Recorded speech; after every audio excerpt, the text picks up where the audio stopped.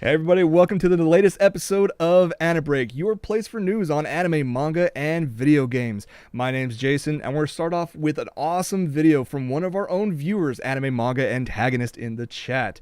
He actually went to go check out the annual charity event, the Tomo Neko Maid Cafe. This year it's benefiting the Trevor Project, which provides suicide prevention and crisis intervention services to teenagers for lesbian, gay, bisexual, and transgender youth. It's an awesome event. This is their third year running, and a bunch of great people showed up to not only support the cause but just have a great time in general. And he taped it all, and he has an awesome video for us to share. Enjoy.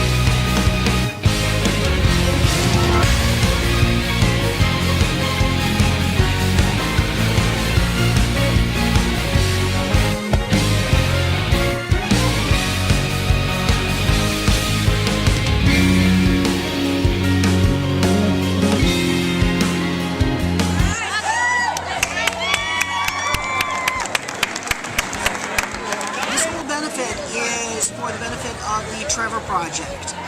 They do great work. Support them, support the Los Angeles Suicide Prevention Center, support the D.D. Hirsch Community Mental Health Center, which is the outfit based out of Culver City that actually runs the whole thing. They run the Survivors After Suicide program, they run the Trevor Project, they run the LA Suicide Prevention Center and hotlines. Support them. They save lives, and that's really what this is all about. Thanks for having me. I'm honored. I want to thank everyone for coming out today and working very, very hard behind the scenes to make this event happen in the first place. And of course for the fans to come out in the LA area to support a great cause and of course to celebrate Japanese culture. I mean, this is the place to do it. Little Tokyo, downtown LA. Thank you, Tomo Neko! Thank you for inviting me. This was a great cause and I was happy to be a part of it. Thank you so much for having me again on your third year. I was very happy to see the turnout last year, and I'm very happy to see how much you guys have grown. Thanks for having me this year. It's my first time and I had so much fun. The room was so nice. Thank you. was my first year too, and it was really, really impressive. It was really fun. Yeah, thank you for having me the first year. Had so much fun.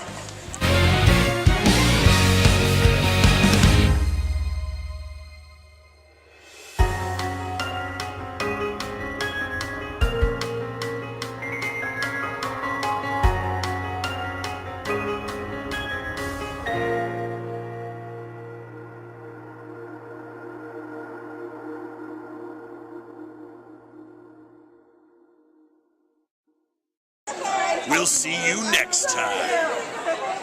Or will we?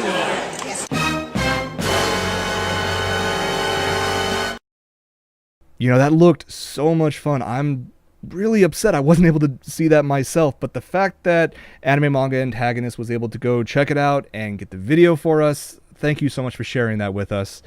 But let's move on to actually what was going on last Saturday night. I know a lot of you guys wanted to check out the return of One Piece to Toonami. I know I was there. Many of you were there as well. And by many of you, I mean almost 1 million viewers. 995,000 viewers tuned in for the return. You guys always tune in for Bleach at the beginning, of course, Naruto. And then, of course, One Piece starts at 1 now. And it's still 995,000 views. Impressive as all hell for having anime on network, well, anime on TV. Be nice if it was like, you know, you can get the Nielsen ratings of like, you know, like 4.3 million or 7.2 million. We're not there yet, but I'll take this. I mean, I'll take the million at 1 a.m. Late Saturday night, early Sunday morning. And of course, it always, you know, peters off near the rest of the 6-hour time slot. I mean, when Inuyasha rounds it out at, I think, like 5 and 5:30 in the morning, you're still getting like 500,000. But I mean, it's still surprising to me. But yeah, almost 1 million people tuned in for One Piece, and I'm hoping that does a couple things. One, gets more interest into Toonami, therefore increases the viewership. That will in turn allow for Adult Swim and Toonami to get more ad revenue, which, as we all want, will allow them to get bigger and better titles.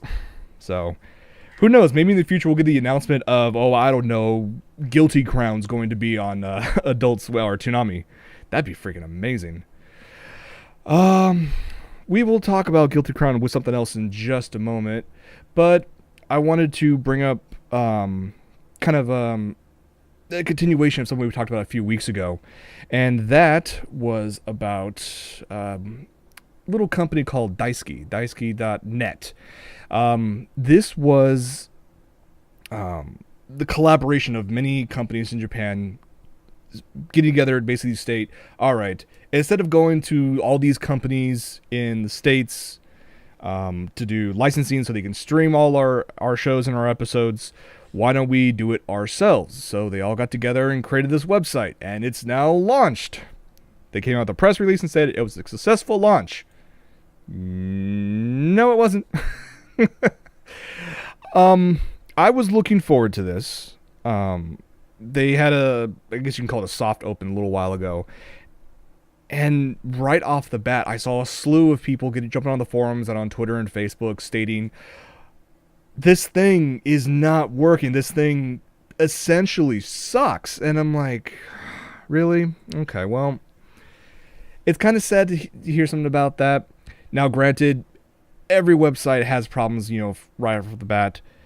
But when you're streaming something and you have all these people behind it, it makes the viewers and makes the fans wonder if the companies were more in love with the idea of the website and the collaboration rather than the effort to put in the collaboration for the site itself. Now, I'm hoping things will change. I'm hoping they've learned from past mistakes and realized, okay, not only does the website suck, registration was having tons of problems. You look at all this and go, okay, if I can get past the registration issues and I can actually log in, what am I going to see? A collection of anime that is currently available on a number of other streaming sites legally right now in the States. So you look at it and going, okay, then why am I going to go to this site that's broken?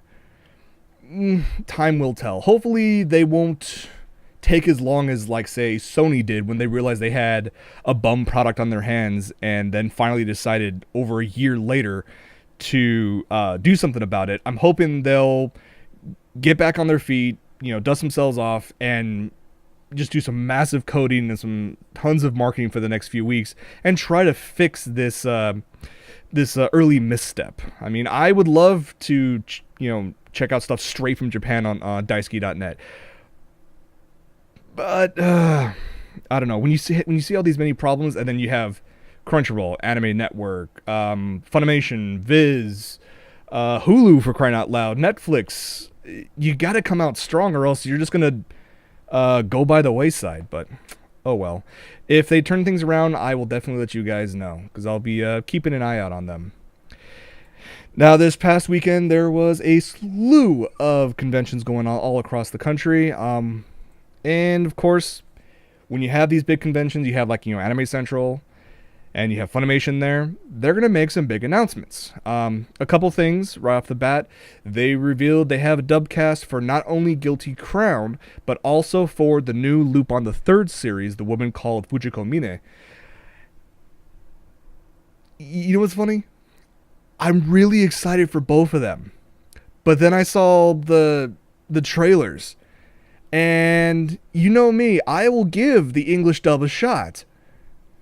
These are going to have to grow on me.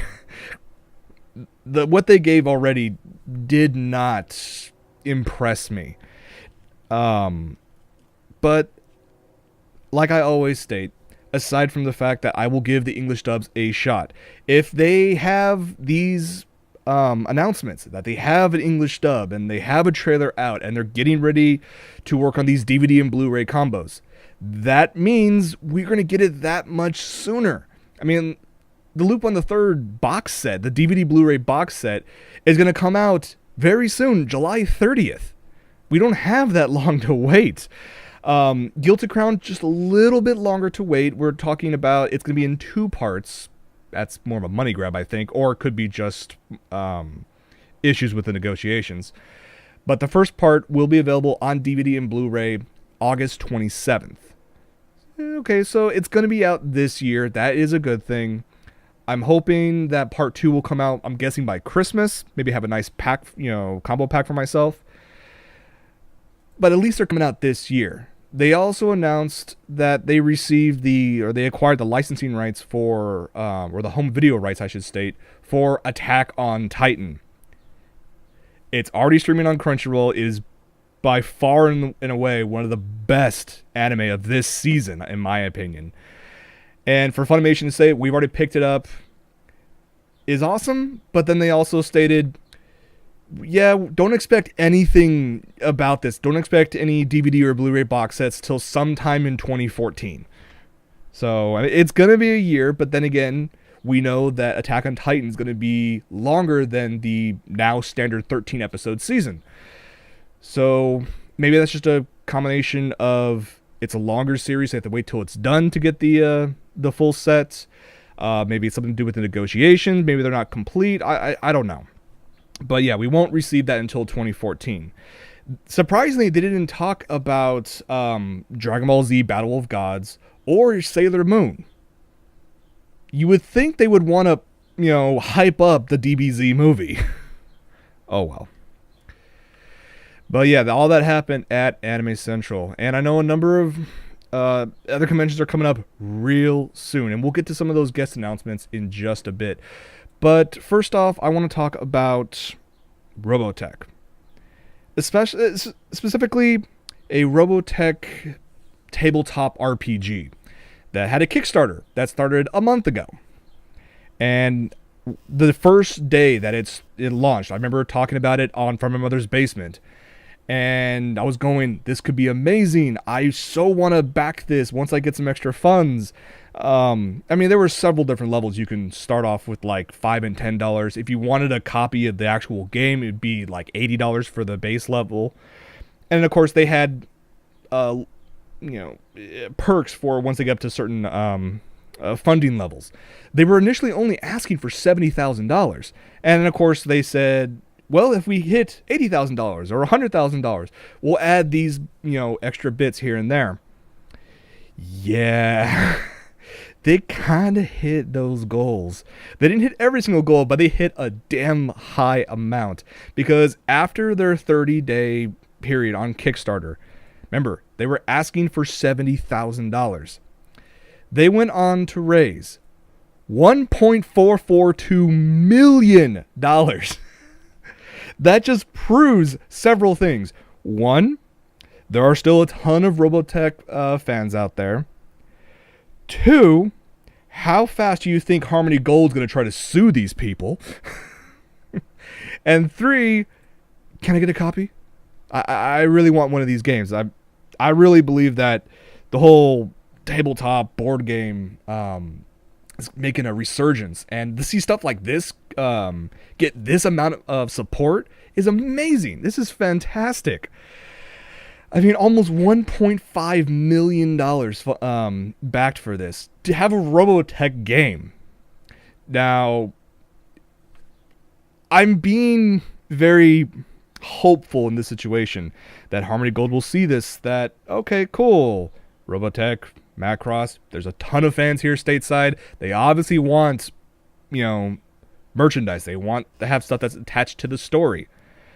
Could we possibly get Macross Frontier now? Work with the other Japanese companies. I know you guys can make some sort of agreement, and the moment you do, you will make a boatload of money. I guarantee you that. Just please, Harmony Gold, look at this, makes a bunch of money. You have the license, work with the other companies, and make this work for everyone. But enough of me rambling about this. I think it's amazing that the fact that this many people backed this incredible game, and I'm hoping my local comic store, someone there picked this up so I can actually check it out myself. Moving on to a little teaser announcement. This is more of a teaser for a teaser, as you would say it. You get this little bit that was in Dragon Magazine. This is talking about the 15th anniversary of the Full Metal Panic series. I have absolutely loved this series. Of course, I've read the light novels, I have the manga, and I have all three anime series that were created on Blu-ray of all things. It's so good. I really enjoy it. But what this is teasing is some surprise announcement for next month in their next issue. So it's going to be the 15th anniversary of Full Metal Panic. Are we going to possibly see a new series or a continuation? Because as great as everything's been so far, there are still light novels that have yet to be turned into a manga or an anime. And I really would love to see... Could you imagine seeing, Sosuke Sagara and crew and friends all in their mechs in 1080 on Blu-ray? I know you guys want to. I mean, yes, it's on Blu-ray right now, but it's still the 4:3 aspect. But you could imagine 16:9 1080p Full Metal Panic. Oh, please and thank you. And now, please.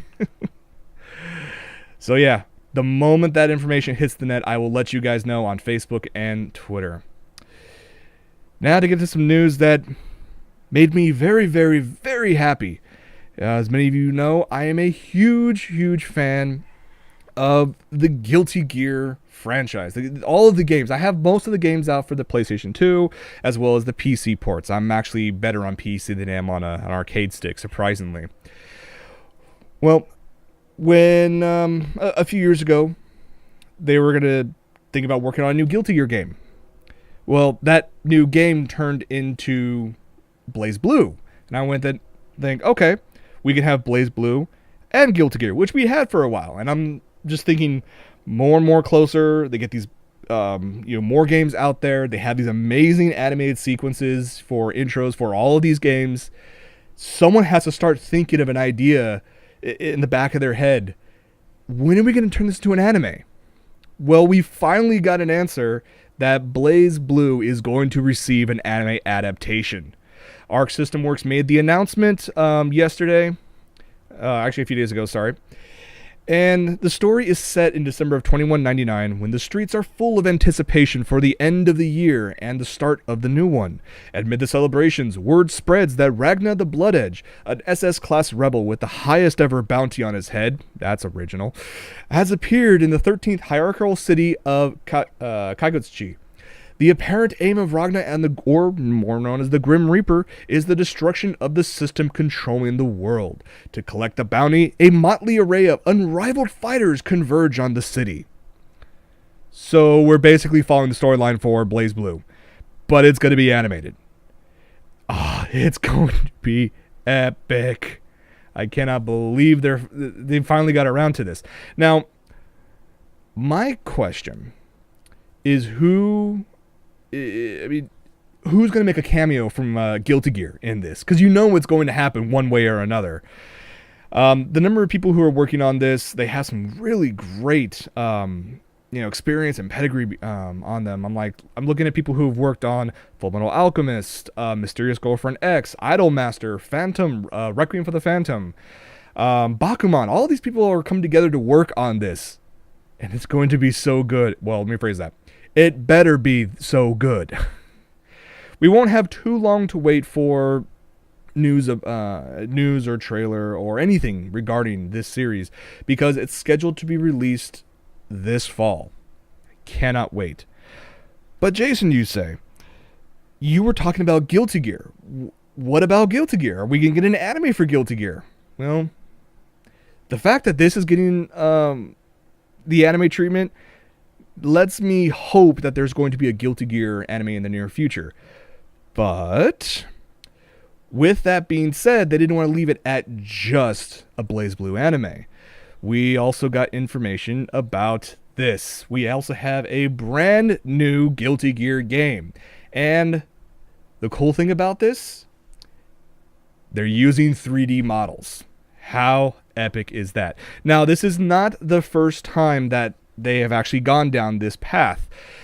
There was a 3D game a few years ago in the Guilty Gear universe, but that was more of like a hack and slash, kind of like Dynasty Warriors. It wasn't really a Guilty Gear fighting game. But this game, I gotta state, just looks incredible. I mean, for the fact that everything is using the Unreal Engine, I think it's Unreal 3? That doesn't state, just the Unreal Engine itself. But with the 3D models, they still retain that 2D feel, like scary accurately. It just gives me so much hope. Now, the proper way to say this title is Guilty Gear Xrd Sign. Xrd. I don't know how that really works, but okay, Xrd, yeah. But yeah, we have a brand new game, and I think with the amount of effort they put into utilizing this Unreal Engine, this game is going to be amazing. Not hoping it's going to be amazing, it's going to be amazing. I could be biased on that, but that's up to you. Okay, I guess we got to talk about that one thing that people were talking about. Kind of like that one console to rule them all. I mean, I don't know, this one thing I'm not really sure about. And of course, what I'm talking about is the announcement of the Xbox One. So, this was an interesting press conference. Let's start with that. Yeah. So people were thinking Xbox 720, Xbox 8, Xbox Infinity. No, we get Xbox One. Wasn't that the name for the original Xbox? I was kind of confused by that. Going briefly over some of the details, they kind of glossed over many of the tech specs, but we know this thing is going to be kind of a beast. Very similar in terms of design and architecture compared to the PlayStation 4. As in, it has an 8-core processor. It's x86 architecture, so it's the same architecture as all your computers. It's no longer on the PowerPC architecture that the Cell processor was based off of, as well as the Xbox 360. I can understand why they call it the Xbox One, because they want to be the one, as I say the joke, the one console to rule them all. They wanted to be like the center point of their entire home entertainment network. They have gone so far as bringing massive talent from network TV to come in and start working on original content that's going to be streamed only on the Xbox One. Okay, that could be cool. It was cool to see the announcement of the Halo TV series being, I think, produced or directed by Steven Spielberg, which I gotta say, the video that they posted of him in there, I mean, it was obvious he was just reading off a teleprompter, and I have zero faith that he knew exactly what he was talking about. I'm kind of sad that Steven Spielberg's actually jumping in on this, because I wanted Neil Blomkamp to work on it, because he had some really cool ideas for it. But for the remainder of the presentation, they focused on TV. Not much on games. Like I said, they glossed a little bit over the specs. I mean, yes, it's going to have a Blu-ray drive. Yes, it has HDMI in and out. It's basically going to be an overlay to your cable or satellite box. There's a 500 gig hard drive, which you can't service yourself, which is kind of a pain in the ass. It is cool that there's going to be 8 gigs of system memory. We don't know if that's DDR3 or GDDR5 like it is in the PS4. So we have a few weeks before E3 and we'll get the full details. But when it came to the games, I'm sorry, there was jack all for it. I mean, they focused so much on the new Call of Duty game, Call of Duty Ghosts, and I think the best part of the entire presentation was this guy, the dog that they focus so much on as your partner in the new game. Now, there's a number of things about this character. One, yes, it's all mocap from a dog that's in some like SEAL Team 6 kind of crew. 2, because they're focusing so much on this dog being your companion, you know this dog is going to die. I mean, it's going to suck, it's going to be sad, but that dog is going to die in the game. It's going to, yeah. You can call it a spoiler, but you can kind of figure that out yourself. But the best part about this was before the end of the presentation itself, a parody Twitter account for this dog popped up online. And within 24 hours, it had like 15,000 followers, myself included. You can find it online. It's at Collar, COLLAR, Duty. And I gotta say, whoever's running it is hilarious is all hell. You guys need to check that out. I'm hoping that whatever they work on, I'm hoping this Twitter account stays active for at least through E3, and then it can go away. Going back to the system itself, you have the controller, which is not much of a difference from the Xbox 360 controller from first glance. Maybe some little tweaks on the D-pad, and they slimmed down the back end. There's no battery pack that I could see. The fact that they have the brand new Kinect sensor, 1080p with a multiple microphone array. The technology behind it is kind of cool. And the fact that it's going to be bundled in with every single Xbox One just lets you know where Microsoft is heading with all of this. How is this going to be utilized in-game with next-gen graphics? Who knows? We'll find more out at E3. It's too early for me to make a finite decision on which one I want to choose. I haven't even seen the PS4 yet, so we'll see in a few weeks at E3, which is mid-June, and hopefully Microsoft can redeem themselves and focus on a crapload of games. If not, I think Sony's going to take this next gen. I mean, we already know Nintendo's going to be in third place, but you know what? They're fine there. They're comfortable there. They make a crapload of money there, so they're good. Because I know eventually I will pick up a Wii U. So that's all I can say about that. I'll get more into the nitty-gritty details on Front Mother's Basement next Sunday, especially about the whole backwards compatibility issue and the different architecture. I'll get all into that on Sunday with Michael, so that will be fun. You guys got to tune in for that. Let's get into the guest announcements, and there were some big ones over the past week. Otakon, right off the bat, they have such an amazing guest lineup this year. I'm calling it right now. They have the best guest lineup for the entire con season. For all of 2013, they have the best. They already, of course, they brought back TM Revolution. They have the founder of Madhouse Studio coming. Of course, the big one for me is Yoko Kanno doing or debuting a brand new one-person concert experience. I really need to go. But to just add to the epicness, are the 2 character designers of Sword Art Online. You have Shingo Adachi and Tetsuya Kawakami. This is their first U.S. convention appearance for both of them. These are the guys who created all the epic character designs you saw and loved in Sword Art Online. I really want to see what they design for the fans at the convention itself. If you guys are going, I really hope I can join you. It's August 9th through 11th in Baltimore, Maryland. I might be in Vegas the weekend before for DEF CON, but I will try to make it to Otakon, at least on Sunday. So, and I think the main reason why they're pulling up all the epic guests, besides trying to one-up everyone else, is it's their 20th anniversary, and I think they're going to do it right. Not to be outdone, but sadly they were. Anime Expo released a number of guest announcements. First off, they have the the Blue Exorcist movie. They're gonna show that. I think it's the premiere for North America. That'll be kind of cool to see. Coming along for the ride is actually the character designer, Keigo Sasaki. I apologize with the names. I'm going to butcher them. But he's the film supervising animation director and, like I said, the character designer. So he'll be there for Q&A, for autographs. Maybe you can get a quick sketch. If you guys are going to be at Anime Expo, you'll probably see me there. And maybe you'll see me checking out this movie. They also announced 2 visual kei artists that, I have to be clear here, I have never ever heard of them before.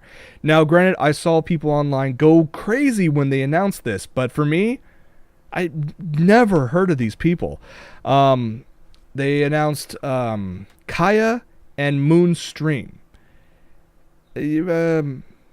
I've never heard of these people before. And then when you look at them, I mean, like, here's a shot of Kaya. And I'm like, okay, cool. You're visual kei. I think you were in Malice Miser, a while ago. So that's probably where you started off with everything. And then you have Moonstream. I mean, they're just visual kei artists. And these are Anime Expo's, I think, Saturday concert. So, yeah. If you guys are big at this, check it out. I'm probably going to skip these, but I'm not saying you have to. I'm just stating that I'm probably going to skip these. Especially because, like, Moonstream, this isn't even a premiere. They performed at PMX, Pacific Media Expo, last year. I believe AX redeemed themselves a little bit with this other announcement. They announced the director of Gundam UC, Kazuhiro Furuhashi. He's going to be a guest of honor. This guy has worked on everything from You're Under Arrest to Rurouni Kenshin, and of course Mobile Suit Gundam UC, Real Drive, Hunter x Hunter, Get Backers. This guy's worked on a ton of stuff. Now, again, this is also not a premiere or our first appearance. He actually attended Anime Expo back in 2003, the year before I started staffing, actually. So he's going to be there, and I know the Gundam fans all over the country went crazy for that announcement, and I don't blame them in the least. And of course, you'll have, Danny Chu's hosting everything. Chris Sabat, Eric Vale, Kale Bear, Johnny Young Bosch. They're all going to be there. I'll be walking around. Hopefully, I'll host a panel or two. And, we'll see what happens at Anime Expo. But at this moment, like I said, Otakon has the higher guests, higher pedigree guests this year. But I want to speak briefly about an issue that happened over the past couple days. And the way it was handled was impressive, and I hope that actually helped further solidifies their role or their spot in the U.S. anime convention community. I'm talking about Japan Expo USA. This is an offshoot of the guys who run Japan Expo in France, which is, I think, the largest anime convention in the world, where they have like 100 to 200,000 people come, not like turnstile, 100 to 200,000 people come to this thing. And they have spun off several conventions all over the world. This is their first one in America. And they had a bit of a problem with their ticketing policy. They were basically just copying what worked for France and some of the other conventions that have spun off, that they have this one in, one out privilege where you would, walk in and you can't leave the convention unless you're ready, you're done for the day. A ton of people got mad, and they went to Facebook and Twitter and vented and said, what the hell? I have to say that even though with all this venting and the people were more confused than anything else, they kept their cool, and they were expressing their frustration rather than the usual "F you, I'm never gonna go there again," or for the first time, I should state. Overnight, the powers that be talked to the people in charge, and they reversed it. And that fast of a change, especially in a thing called priority thing called a ticketing policy, that was incredible. Now, they already have some great guests they've announced. I know they're going to be announcing some other guests soon, hopefully just as epic, if not larger. I know I'll be going to Japan Expo to check it out. I hope you guys do the same, especially now that the fact that their ticketing policy, while some parts are a little different, and different is not bad, it's not good, it's just different, you guys want to check it out as well. It's not going to be that much. You can still have in-out privileges. I do have to state that I was really surprised at one group in particular. Anime